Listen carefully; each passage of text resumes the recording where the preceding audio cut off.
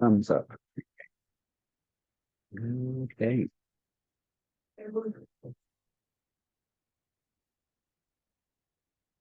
So welcome everybody.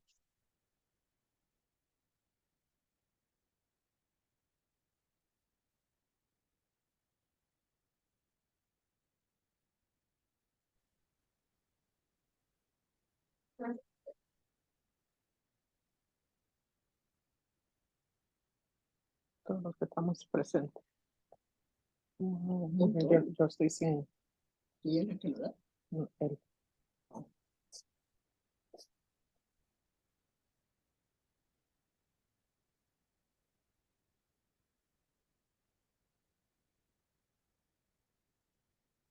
All right, 12 of us here this year.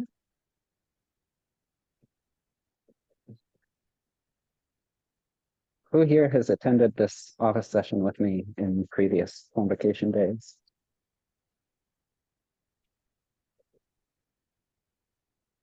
Donna, I think you have, Jan.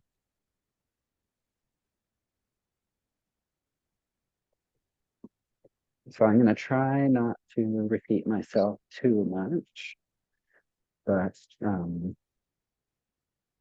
I don't want to leave anybody in the depths either. So if I'm going too fast or if you are curious about something else, then don't be afraid to speak up and interrupt me or put it into the chat. It's not a problem. I would like to get you all up and running and using this as best as you can. So I am sharing the this document we're looking at. I'm sharing it in the chat if you want to read along or if you want it for later. Also, I added this note. You'll see me talk about it more later. If you feel like adding something of your own, then you definitely feel free to. Or if you think you need to make a change, feel free to. Or if you want to add a question, do that and highlight it in yellow.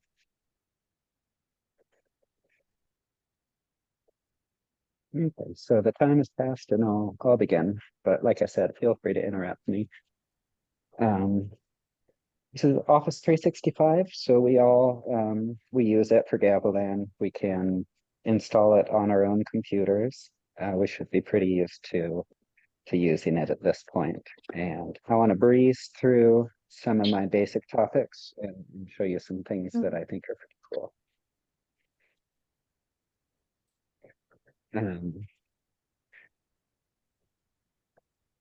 So my basic topics are, what is this thing in general? I think there's some confusion because we really uprooted a lot of our concepts that we took for granted for so long. So when I say Office 365, I mean Word, Excel, PowerPoint, Outlook, those apps. I mean all those, the 2023 version, either through the web, like I'm looking at right now, or through the desktop app that you installed on your computer or on your work computer. Both of those are Office 365. And also their whole OneDrive shenanigan of having cloud documents. That's part of it. And then there's a whole bunch, there's Teams, there's a whole bunch also of just backend infrastructure, just a lot of cloud services that Gavilan, pays a large contract to Microsoft to handle backups, email storage offsite, all kinds of spam stuff, just like IT services that they kind of outsource to Microsoft. So all that is kind of included in the Office 365 deal. And there's always some confusion. So desktop or web, they're pretty much identical. You're looking at the web version right now of Microsoft Word.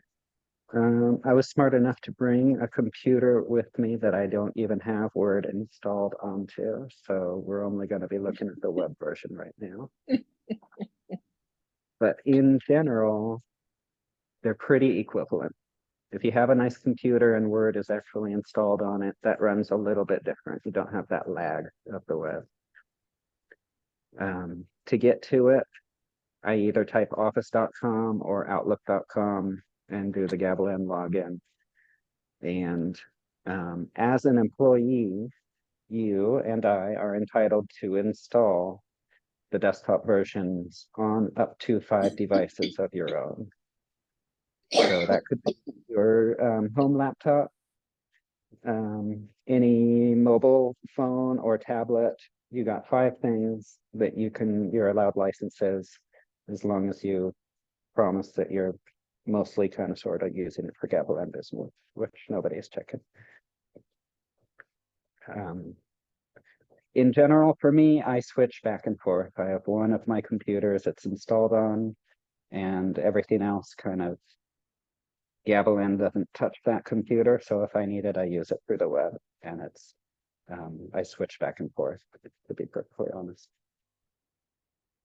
And then there's the whole OneDrive thing, and that's where things really get hairy because it's messing up your concept of having a My Documents folder on your computer, which you do still have, but it introduces all this cloud storage. So there's a setup with our work computers. If you have assigned to you a Gavilan desktop at work, those are kind of integrated into the board. So your My Documents folder on that is your OneDrive. It is your cloud. So that's one setup. And then I think the more typical setup is you have a non-Gavilan computer and you do Gavilan stuff on it. And that's the setup I'm going to talk about right now. So in that case, you have your own documents on your computer. You have a documents folder, and you have this cloud area. And so the confusion happens when you get mixed up as to where you're saving to and what's going on. And the takeaway message is if you want to take advantage of any of the sharing documents and collaborative stuff, you need to save that document to OneDrive, to the cloud. And you'll notice the apps try to encourage you to do that. Like if I did a save as right now, it's defaulting to a cloud location. If I get to kind of their, save as dialog box, then well, I'm in the web version now, so these are all cloud locations, but you kind of have to struggle to save something to your own computer. And so the benefit is once it's on OneDrive, the Gavilan is backing it up. There's multiple copies without you having to think about it, and you can share it with coworkers and engage in all of that.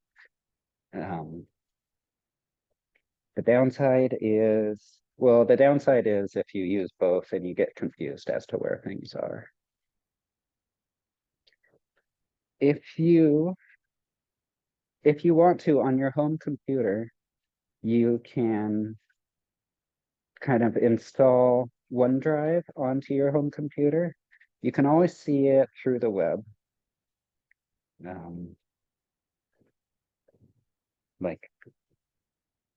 Like here, so the stuff I have here at this office.com for that, it's all of, cloud documents. So you can always look at them there. If it's your work computer, you can always see them in your documents drive. But if you want to, you can kind of recreate your work computer and integrate that OneDrive into your home computer. It's pretty easy to do. It's a one-time thing. You go to your start menu and you type OneDrive and hit return. It'll kind of ask you to log in to Gavilan, and then this OneDrive Gavilan College that shows up. So that's something you can do if you have another computer that's kind of the one that you work at. Are there any questions about that?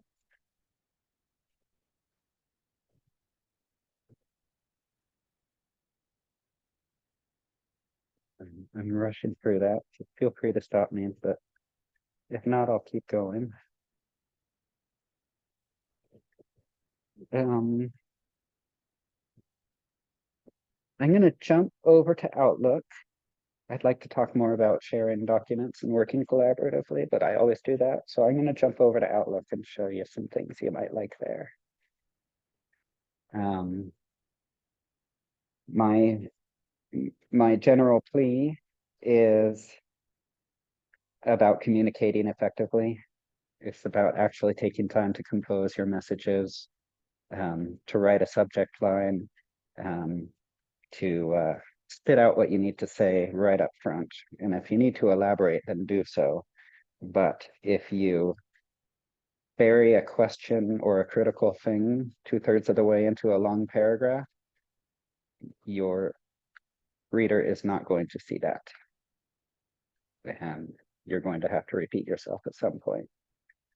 So that's my advice. It's not technical. Um, Also, since you're here, you're probably already careful about what you do on Outlook, but don't be the person that replies all to 400 people with your own personal situation. And the faculty list at Gavilan, faculty@gavilan.edu, that's 400 people you're sending that out to. So the reply versus the reply all button, my workshop attendees are not going to be that person. So I thank you for that. Please be aware of that.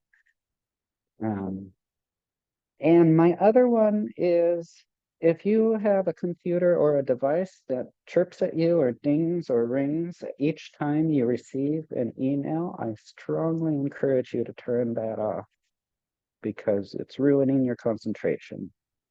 It's the payoff is the benefit is not there. There's instructions in here to do exactly that, either for the web version of Outlook or for the desktop version of Outlook.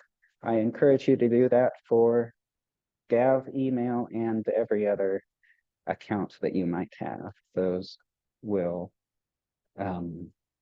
it just eats away at your productivity. It's very distracting. It's the kind of thing that really gets to your brain without really you noticing it.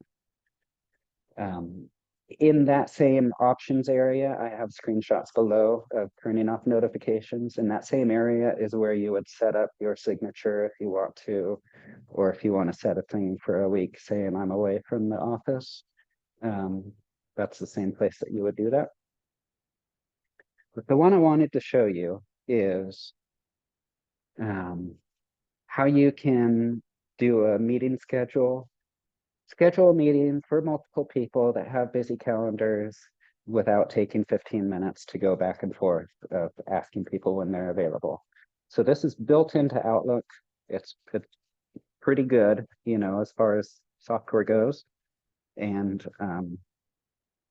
in this last year, I've noticed a lot of time being sucked up in trying to arrange meetings. So I wanted to make you aware of it. It should be, if you make a new message and you go to this insert bar, there should be an insert a scheduling poll, and that's what it is. So it's kind of the same as some of those services, Calendly, and there's a couple other ones that people have started using. It's the same idea. You pick out the people, you get to see from their calendars when they're already not available, and it presents to you a list of times. Get this a little bit bigger. It presents to you on a given day, or on the days that you're saying, time slots that everyone's available or that most people are available. And it lets you pick a couple of those, and you're going to send out a poll to everybody to see when they want to meet. So you say who, you look around and, you know, whatever time frame, and you pick out some slots for everyone to choose from. And you ask them, you know, hey, do you want to meet about XYZ? Pick a day, and you send it out. And that's going to let them, for the list of time slots you picked, that's going to let them say yes, yes, no, no, no, yes, yes.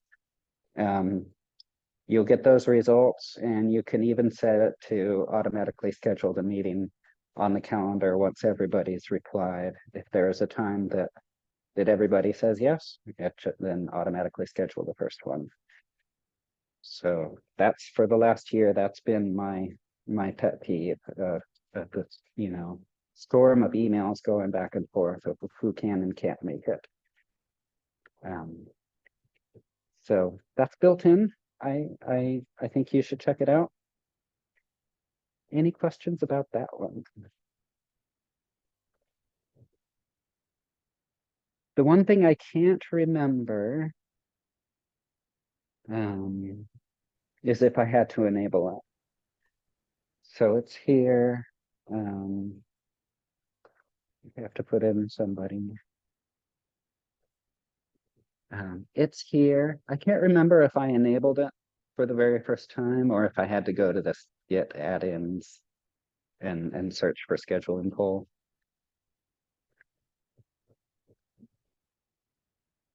But yeah, I think it's already built in.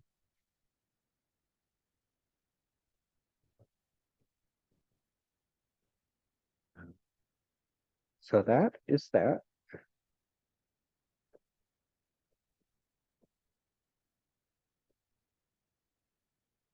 Let me go back to my little document here. And we are going to 420 or 410. So I'm going to jump forward to the part about sharing documents. I see us doing this more and more at Gavilan. If we look, and it's nice that we're more and more of us are working on the same document collaboratively rather than passing around attachments. So for example, you can see here in the one that I have open, Craig, Janet, Catherine, Elise are all have this exact same document open in real time. I'm going to reload it. Oh my God.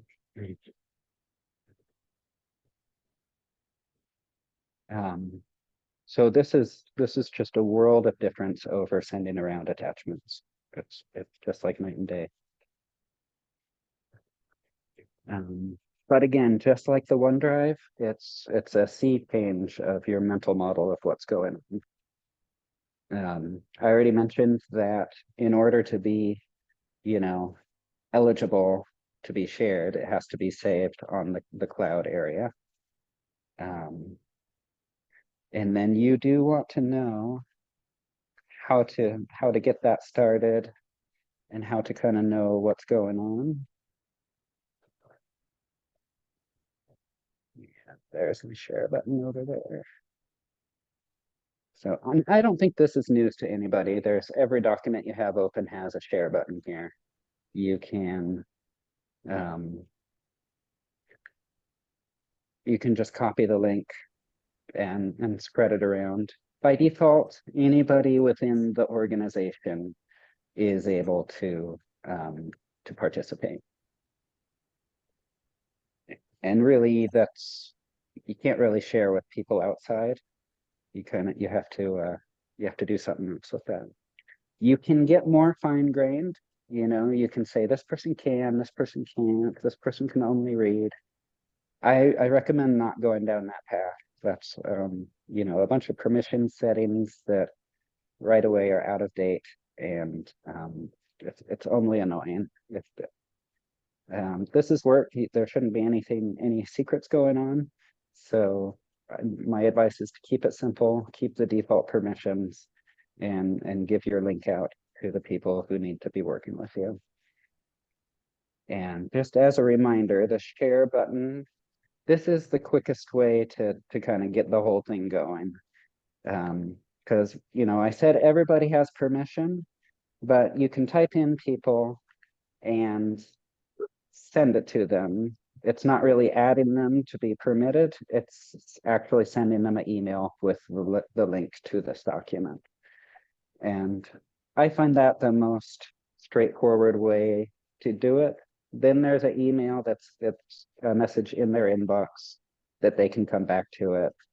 Um, one of the common problems is people start working on a document and then they forget the link to it, or they lose the link to it and start a new one, and then all of a sudden you're back to the thing where there's two different versions floating around.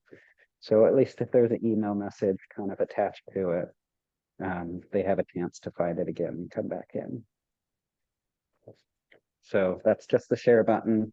Remember, not so much for permissions, but just for letting people know and giving them some tangible email message to refer to. The first common fear about doing all of this is, what if somebody messes everything up? And the comeback to that is that the system stores every single change by every single person. So far it's only been me working on this document, but every time it saves, a new version is saved, so to speak.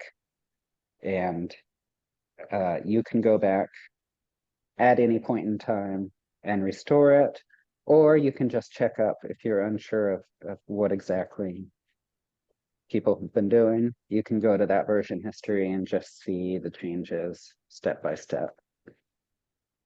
And hopefully that'll alleviate that out of control feeling. But it is, it is a real thing if you're kind of opening up documents to other people.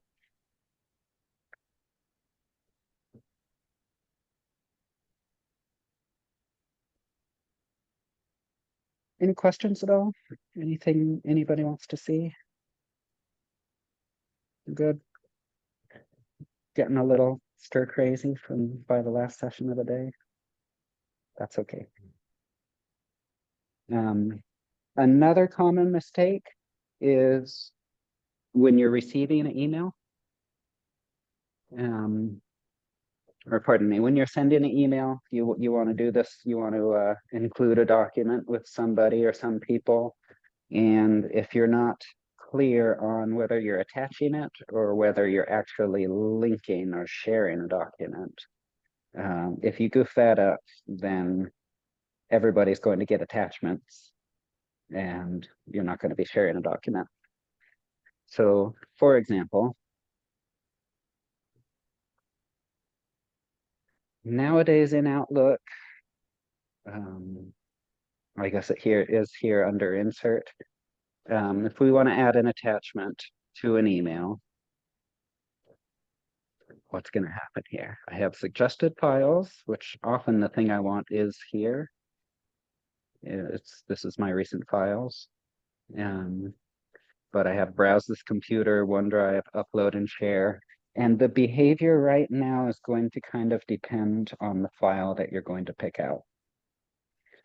So this under suggested files, this one we just had open, which is, on OneDrive, it's kind of legit, so to speak. If I click on it, see how it went in. It's kind of a link. That is different from it showing up in the headers of the message here as an attachment. And this is a very unclear interface. This is kind of a thing you have to be aware of and be paying attention to. This is a link. This is not an attached file. This is a link to a shared document. And it was not that clear that it made that happen. If I did, let's say, browse this computer, if I go get something that's not on OneDrive, that's what it looks like as an attachment. See the difference? And it didn't even tell me that that's what happened. So that's kind of the trick they're playing on you. And now you can be aware of that. And at least be conscious of, that you're doing it the way that you want to do it, which I would encourage you to be sharing links, not attaching files. in general. There's, there's the right time and place for each of them. But in general, do it on OneDrive. Everything's all backed up. It's, work files belong at work. It's their problem. It's not something that should really be on your computer. And then a similar thing happens when you receive attachments. It can be just as confusing. You'll if you're not aware of if it was an attached file, because remember when you receive attachments and you click on it and it opens up right here in Outlook. Have you ever done that with a spreadsheet? And all of a sudden you're looking at it, but you don't really know where that file is. You don't really get any indication of where it lives besides in your inbox. So let's see, like this one from Irene. Well, that's just a PDF. And if I click on it, here it is.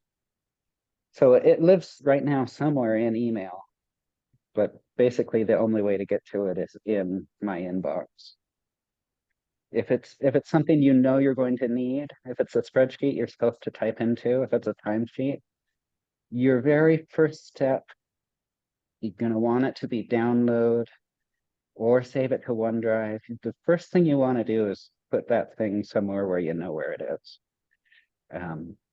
There is a location where, inbox stuff lives. Like if you have your OneDrive files here, there is somewhere where you can find them, but it's terribly confusing. Yeah, attachments. It's just an ill-defined situation. And so if you're in the habit of being a little bit anal retentive about where your file is, if it's something that you're going to need, go ahead and download it. It's going to come in to your downloads folder. And now you can kind of deal with it properly and put it somewhere where you're going to be able to save it or going to be able to find it later on. And that'll save a lot of problems.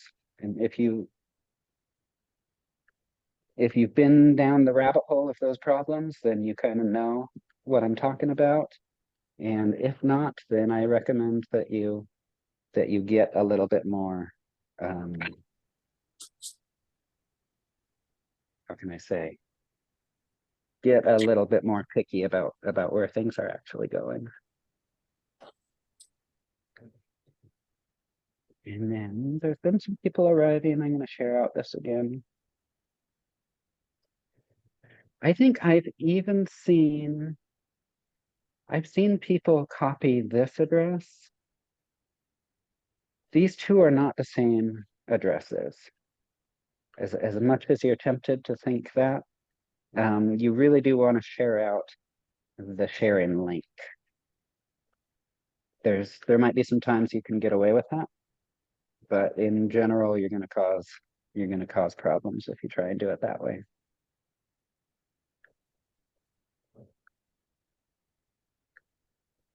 Questions or comments? All good. Okay, so on to kind of the more softer aspects of this. If you're setting up a document for yourself and others to work on, consider pointing out how you expect that to happen, like I did at the top of this one. So for example, informally, please add everywhere, anywhere you want. I made a rough draft, but I need help filling it out. Our deadline for showing it to blank is September 25th versus please use the suggestions tool to suggest changes. The committee and I will go through them and produce draft 2 on November 1st. So one's informal, one is formal. Either way is fine, but it's good that you kind of set the tone for the expectations that you have for people. Otherwise, they'll either do nothing or do something that you totally didn't intend to. Communicate how you expect to work together. And for if you haven't seen it before, the suggestions tool, can I see it here? I think it would be like this comment, adding a comment. See how I highlighted something And I could say, did you agree to the president? Or whatever. And then the owner of the document can kind of come through and check things off. So the suggestions tool is a very systematic and formal way of doing this. Just having a free for all is informal. You do remember with the version history, you have a backup, but you're not really imposing a structure.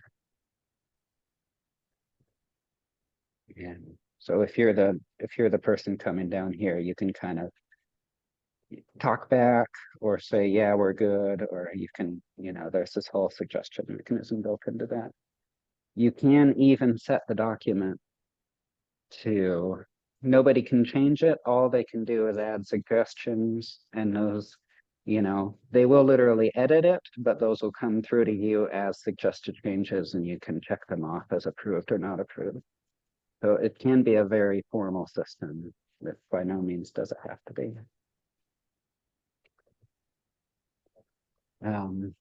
Find to write out instructions at the top of the document. You can remove them as the group gets used to the process. And if you're working with the same group of people over time, you'll get better at it. It feels weird at first to all be working on the same document. There might be some clash of style. Some people naturally want to be more formal, and some people want to not. So if you're in a group doing this kind of stuff, it'll, expect it to be a little weird at first, and it will work out over time. Common mistakes, like I've said, once somebody sends it as an attachment and not a link, and then that kind of gets into the mix of what people are working on, it's easy to end up with two copies of the same document that are drifting apart, and some people kind of lose track of what's the real document. I've noticed I've done very little with Teams. I see the school doing more and more with it. I would very much like to pretend that it didn't exist. And you'll notice it's not on the agenda for today. Someday it will be, but so far I'm just not seeing the benefit to Teams. I've seen it cause way more confusion than benefit.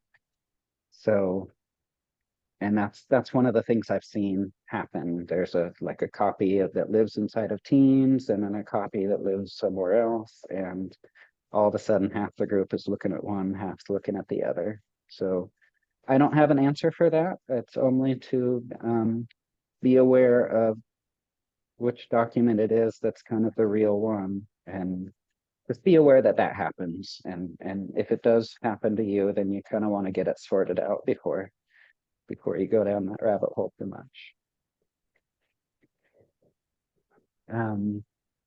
That can happen for technical reasons, somebody flubs it, adding an attachment, whatever, it happens. It can also come up when people are doing their little fighting thing inside of groups, and that's gets a little bit weirder. And again, I don't have good answers for that, but just be aware of it's just a new group dynamic thing to be aware of. If somebody disapproves wholeheartedly and branches off a new document and tries to make that one the real one, that's a thing that happens, and now everybody has to kind of deal with it and deal with whatever the underlying issue is.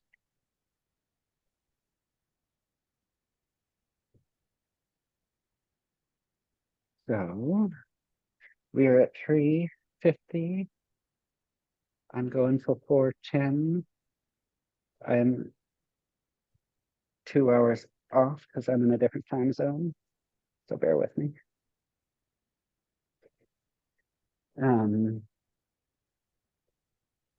going to go through some of these, and forgive me if you've heard them before. I'm going to go through Microsoft Word. I really think life is better when you start taking advantage of this. Probably the one biggest thing I see people getting angry at Word about is if they try to do fancy formatting, or page layout or columns, or the fancier you get, the more poorly Word behaves and the more angry you get at it. So it's a thing where simple is better. If you do want to do page layout, get all your text in first. Do your writing and separate that from your designing. So get all your words, you get all your pictures, and then when you're kind of done composing, then start moving pictures around and doing the layout. If you compose it all and have your page layout, and then you want to go back and change paragraphs, you know what I'm talking about. Then everything flips around and you go like, I think there's a special like word-induced psychosis that should be a diagnosis. Simple is better. Just try not to even go there. In my job, I'm more and more leaving Word behind. It was designed for a printed page, and I'm moving more and more of my stuff onto web pages. And I think that's the direction a lot of us are going into. There's just downsides to designing for an 8.5 by 11 piece of paper when a lot of your readers are on a little screen, a little 5-inch screen.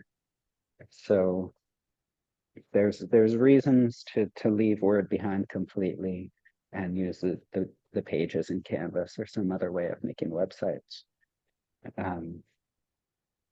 That's a whole other thing. Use the paragraph styles, or if you don't want to go all into styles, at least use the headings, heading 1, heading 2, heading 3. Those break up your document into a natural hierarchy or structure, and they allow you to do things like build this table of contents automatically, and more important, update it automatically as you keep on changing it. So it was one click to build all of this, just because I used those heading 1s and heading 2s throughout as I was writing this.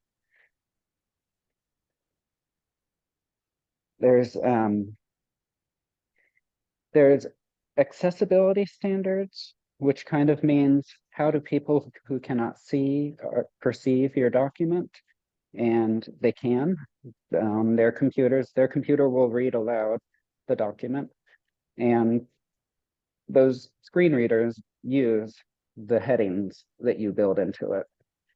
If you use those headings, it doesn't really count if you just intersperse it with bold, larger size, headings that you create yourself. They have to be actual, the styles built into Word. And you can change, go away. You can change the formatting of what a heading 1 looks like, or a heading 2. You don't have to stick with the color and the non-boldness that they have chosen. It's a little bit annoying, but I think if you just highlight one example, this is the heading 2. If you highlight one example, you kind of make it the way you want your headings to be. Let's make it bold and underlined and black. I believe you go, with it highlighted still, you go under the styles and you say apply styles. Let me try again. With that new style highlighted.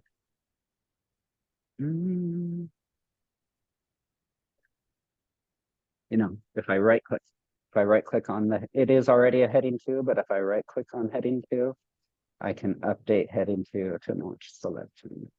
Mhm. So when I do that, all the heading 2s in the whole document would change to this new format. So don't let the looks hold you back from using like real headers. But you do those.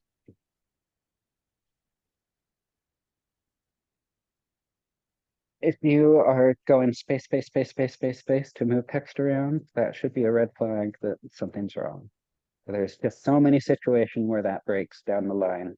And to be quite honest, labels you as an amateur, so don't do it. You have tabs, you have tables, lists, you have the center, left, right, and center justify. But please not spaces. Also, these are not typewriters. After a period, you get one space, not two. Does anybody want to argue about that? You can. It's a fun argument, but on these computers, on Word, our fonts now, your typical font is a different width for each character, whereas the typewriter font, every character is the same width. And that was kind of the justification for two spaces after a period, because it really did need to differentiate and kind of visually set it apart from the previous sentence. So this is a monospaced font. It's the typewriter font. You see how horizontally the I letter takes up just as much room as the W. And we don't, most of the time we're not using those fonts anymore for one space after a period. A new plague that I see on documents, that so often we're pasting things in from different places, which is fine, but by default, when you paste, you're also bringing along the font and the boldness and the size. And so as you compose an email or a document, I see a lot that you end up with this document where certain words are just ever so slightly 1 point bigger or a different color. And that's another one that I don't know, maybe some people don't notice it, and people like me see it and it drives them nuts. And it's just kind of weird to the eye. So now maybe if I've made you aware of it, then it'll drive you nuts too. But to fix it, one common shortcut in Word and a lot of programs is, Control V to paste. Control Shift V will paste without the original formatting. It'll paste it as plain text. So, which is to say, it'll adopt the font and settings of what you're pasting it into. And then another way to deal with it is the clear formatting, which here is, was it under styles? Yeah. So this, for the whatever you've highlighted, it erases custom font, custom size, custom boldness, custom color. It kind of brings it back to whatever the document's default is. And often that's often you lose some of your bold stuff that you wanted to. So you kind of do want to go back and make sure it has the formats you actually wanted to have. But that'll kind of wipe the slate clean and not mark you as somebody who's pasting different things into your email. And then I talked about the headers being important for accessibility. The other big things that, to be 100% compliant, or I would say 99% compliant, the other things to worry about is that your images have descriptions and that your tables have description. And that doesn't mean 1,000 words to describe your image, or it doesn't mean recreating the table inside the table description. For tables, the idea more is to say, what's the setup and structure? This is a list of people's names and the columns contain their salary.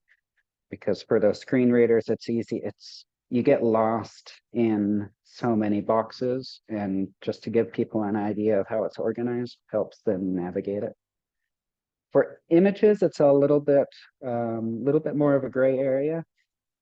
And this is especially important for teachers.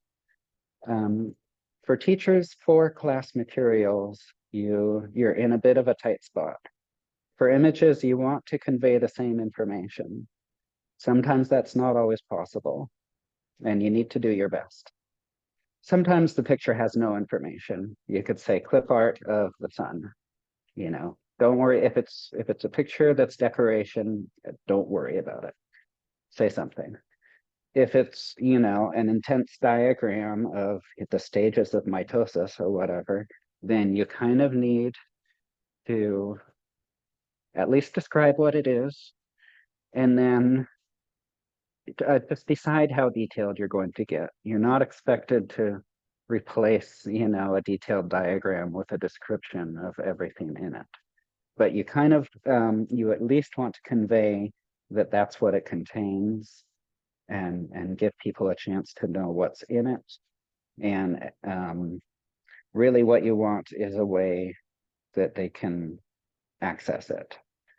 So that might mean, you know, finding a different resource out on the web that says, you know, here's a text list of the stages, a link here, or here's more information about this, link here.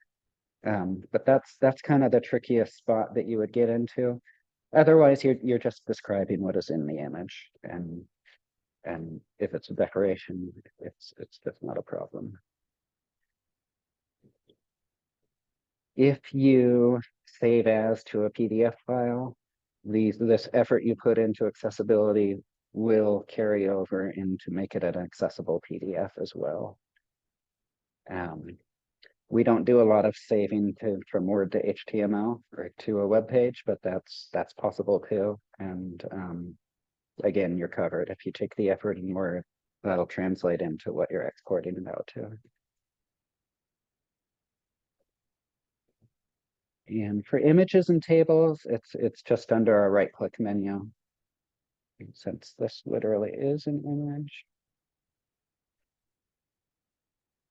You know, my little browser is behaving worse and worse. You can all still hear me, right? Yep.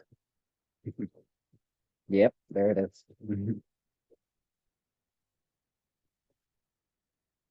Okay, I expect it to crash at any minute. We only have a couple. No, it did. Okay. In these last couple minutes, first I'm going to reload them. But this is your last chance to ask any questions about Office or about the way we use Office at CAV. Anybody?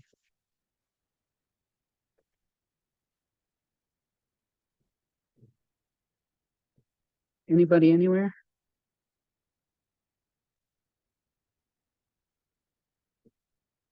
Of the 5 people in this document, did anybody see anything that to edit that maybe should be corrected?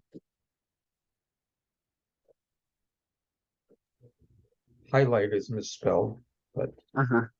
Very good. That was a test. You failed.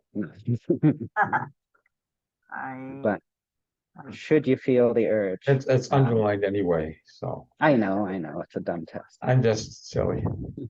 I'm sure you know about it, but whatever, you know. I did, I put it there to see who would correct it. Yeah, that's fine. So, yeah. So you now have this link if you want to save it. Yeah. This is going to be the one that I keep on improving. This will be kind of my main help document for Office. And there's Excel I didn't even get to. I hope that you do. For Excel, I just kind of laid out in one sheet, in one piece of paper. If you can do all this, Yeah. you're doing pretty well. You're Yeah. I mean, I've up there used in the Excel. top. They Yeah. haven't changed Excel a lot then, have they? Or No, I mean, it still does what it used to. no. Looks pretty It's much really like awesome. looks pretty much Yeah. like, yeah. Same as it ever was. But there's a lot here. It intimidates a lot of people, but I would really encourage you to give these things a shot.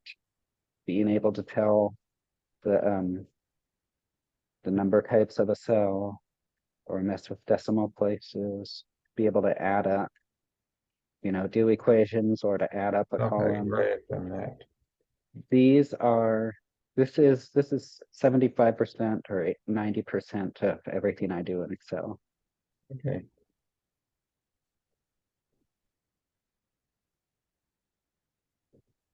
And with that, oh, I also included forms, which I didn't get to. I've been recommending forms more and more, especially when people come to me with PDFs. They're like these fillable PDFs that somebody's supposed to receive it, type into it, save it, return it in an email. Mhm.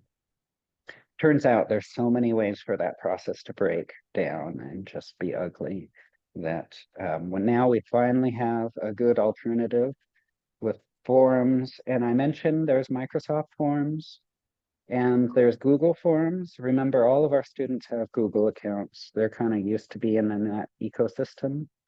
So if it's mainly students you're asking, consider using that. Functionally, they're identical. You know, there's some differences in what exactly to click on, but it's the it almost looks like a quiz in Canvas. You get to create questions, multiple choice, fill in the blank, true, false, essay, and the answers come into you as a spreadsheet. So it's a different mindset than a PDF form, but it literally does the exact same thing. It puts you in a position of being responsible for that information. If the things you are asking about are salaries or home addresses or phone numbers, now you are in a position of having to worry about what happens to that information. If that's the case, I mean, my default advice is keep it in the Microsoft ecosystem. That's kind of our walled garden that you have that much more assurance that IT and Microsoft are looking out for our privacy. But just know that that's something you have to think about. Otherwise, it's so much better than PDF.